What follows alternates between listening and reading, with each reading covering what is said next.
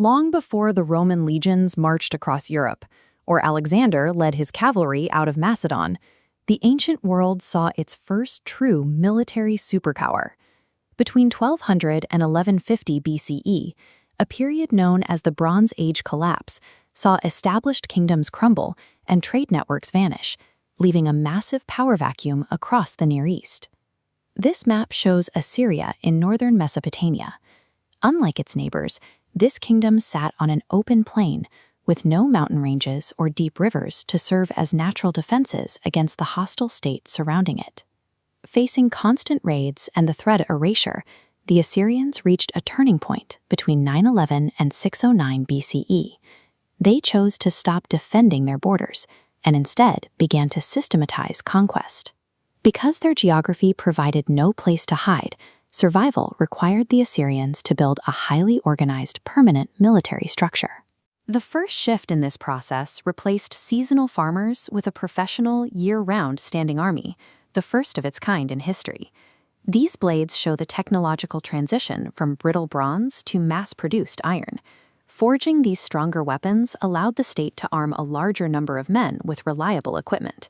This relief shows the result of that industrialization. Notice how every soldier carries the same spear, identical helmet, and uniform shield. This visual uniformity allowed them to train as a single unit, moving in disciplined formations that could absorb an enemy charge. By standardizing both the soldiers and their equipment, Assyria changed warfare from a series of chaotic raids into a predictable, large-scale operation. Even a professional army faced a significant obstacle. Ancient cities were built behind massive stone walls, allowing defenders to simply wait out an attacker. The Assyrians responded with engineering, developing specialized siege engines, sappers to undermine foundations, and heavy battering rams. In this carving, we see these tactics in motion. Archers on the right provide cover fire to pin down the defenders, while on the left, troops use a siege ladder to scale the wall directly. By learning to breach these fortifications, the Assyrians removed the protection of height and stone, ensuring no kingdom could safely hide from their expansion. Beyond iron and engines, the Assyrians employed a third tool, the deliberate use of psychological pressure. Brutalizing cities that resisted was a strategic deterrent. It forced targets to surrender and pay tribute immediately, rather than risk a costly, losing fight. These massive stone deities, like the Lamassu, were placed in palaces to greet foreign diplomats, serving as an intimidating reminder of the king's power. Under King Sennacherib, this power was centralized in the capital of Nineveh, which became the nerve center for the empire's expansion. The result of these combined tactics is clear on this map.